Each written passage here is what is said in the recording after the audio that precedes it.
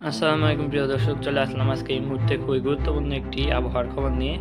তো আজ রবিবার 13ই জুলাই এবং আগামীকাল সোমবার 14ই জুলাই এবং আগামী 8 থেকে 10 দিনের ভেতরে বাংলাদেশ এবং পশ্চিমবঙ্গের আবহাওয়া কেমন থাকবে, কোথাও কোনো নিম্নচাপ বা ঝড় বৃষ্টির সম্ভাবনা আছে কিনা, এবং চলমান যে তীব্র ব্যবসা গরম চলমান রয়েছে সেটি আর কতদিন চলমান থাকবে, এই সকল কিছু জানতে পারবেন আপনারা আমাদের আবহাওয়ার আপডেটের মাধ্যমে।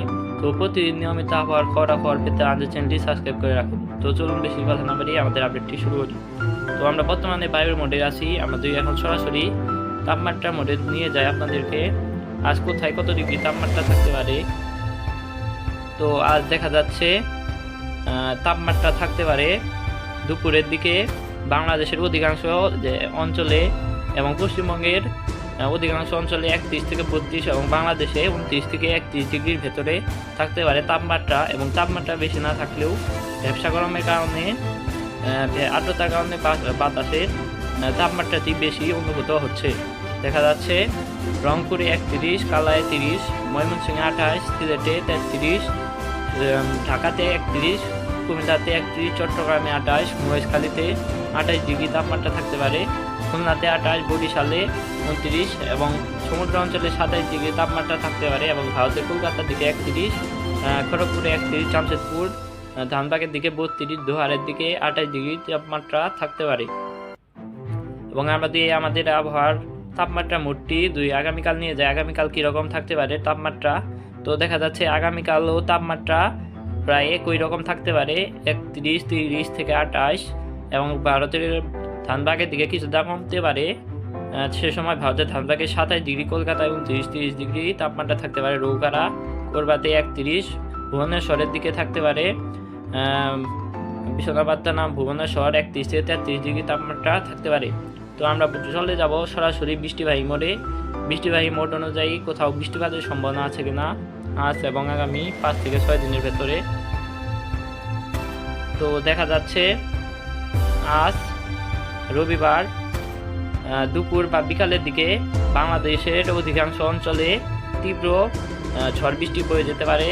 এবং দেখা যাচ্ছে বাংলাদেশের রংপুর, রাজশাহী, ঢাকা থেকে শুরু করে সিলেট, ময়মনসিংহ, কালাই, খুলনা, বরিশাল, কলাপাড়া, চট্টগ্রাম, কলকাতা, খড়গপুর, জামশেদপুর, ধানবাগের দিক দিয়ে, দোহারের দিক দিয়ে, বগলপুরের দিক দিয়ে, মালদার দিক দিয়ে, পুরুলিয়ার দিক দিয়ে বৃষ্টিপাত হতে পারে তীব্র থেকে মাঝারি ধরনের। এবং এই বৃষ্টিপাতটি উত্তর অঞ্চলে বৃদ্ধি পেতে পারে, প্রায় অতি ভারী বর্ষণের দিকে এগোতে পারে এবং দুপুরের বা রাতের দিকেও এই বৃষ্টিপাতটি হতে পারে। এবং আমরা আগামীকাল সোমবার 14 তারিখে চলে যাই। দেখা যাচ্ছে 14 তারিখ দুপুরের দিকে সেই বৃষ্টিপাতটি আরও তীব্র আকার ধারণ করতে পারে, বিশেষ করে বাংলাদেশের রংপুর, সরিষাবাড়ি, ময়মনসিংহ, জামালপুর, কিশোরগঞ্জ, কালাই, রাজশাহী, মেহেরপুর, ঢাকা, কুমিল্লা, খুলনা, বরিশাল, চট্টগ্রাম, কলাপাড়ার দিক দিয়ে, কলকাতা, খড়গপুর, জামশেদপুর, কৃষ্ণির দিক দিয়ে, ধানবাগের দিক দিয়ে, দোহারের দিক দিয়ে, ভগলপুরের দিক দিয়ে, পুরুলিয়ার দিক দিয়ে বৃষ্টিপাত হতে পারে, তুরার দিক দিয়ে ভারতের। তো আমরা বর্তমানে বৃষ্টিবাহী মোড দেখে নিলাম এবং আমরা এখন তাপমাত্রা সতর্কতা মোডে চলে যাই। তো আমরা বর্তমানে রয়েছি তাপমাত্রা সতর্কতা মোডে। দেখা যাচ্ছে আজ রবিবার ব্যবসা গরম থাকতে পারে দেশের উত্তর অঞ্চলের দিক দিয়ে, রংপুরের দিক দিয়ে এবং ভারতের গোয়ালপাড়া, গুয়াহাটির দিক দিয়ে, আলিপুরদুয়ারের দিক দিয়ে, শিলিগুড়ির দিক দিয়ে, তুরার দিক দিয়ে বৃষ্টিপাত হয় বা নাও হতে পারে, কিন্তু ব্যবসা গরমের পরিমাণটি বৃদ্ধি পেতে পারে। এবং দেখা যাচ্ছে সোমবার 14 তারিখ বৃষ্টিপাতের প্রবণতা সৃষ্টি হতে পারে, তাপমাত্রা থাকতে পারে আর্দ্রতা বেশি বাংলাদেশের রাজশাহী এবং ভারতের ধানবাগের দিক দিয়ে। এবং মঙ্গলবার 15 তারিখ তাপমাত্রা কিছুটা কমতে পারে। তো আগামী 15 তারিখ মঙ্গলবার থেকে তাপমাত্রা কমতে পারে এবং 18-19 তারিখে ফের তাপমাত্রা বৃদ্ধি পেতে পারে, বিশেষ করে আর্দ্রতা দেশের উত্তর অঞ্চলে বৃদ্ধি পেতে পারে। এবং আমরা বৃষ্টিবাহী মোডে গিয়ে বৃষ্টির সতর্কতা রয়েছে কিনা কোনো জায়গায়, তো আজ বৃষ্টির সতর্কতা দিচ্ছে বাংলাদেশের বাইরে, ভারতের শিলচরের দিক দিয়ে বৃষ্টিপাত হতে পারে। এবং সোমবার দেখা যাচ্ছে আগামীকাল 14 জুলাই সোমবার বাংলাদেশের রাজশাহী, ঢাকার দিকে বৃষ্টিপাতের সতর্কতা রয়েছে। এবং 15 জুলাই মঙ্গলবার রাজশাহীর দিকেই রাজশাহী এবং বাংলাদেশের ময়মনসিংহ বিভাগের ময়মনসিংহ, কালাই, সরিষাবাড়ি, সিরাজগঞ্জ, বগুড়া, সিংড়ার দিকে, পাবনা, নাগেরপুরের দিকে বৃষ্টিপাত হতে পারে। সেই সাথে ভারতের দোহারের দিকে, ধানবাগের দিকে, বগলপুরের দিক দিয়ে, পূর্ণিয়ার দিক দিয়ে বৃষ্টিপাত হতে পারে। তো আমরা বর্তমানে এখন আমরা সরাসরি সমুদ্রের দিকে লক্ষ্য করি, সমুদ্রে কোনো নিম্নচাপ সৃষ্টি হতে পারে নাকি আগামী কয়েকদিনের ভেতরে। তো আমরা বর্তমানে সরাসরি চলে গেলাম বায়ুর ঝাপটা মোডে।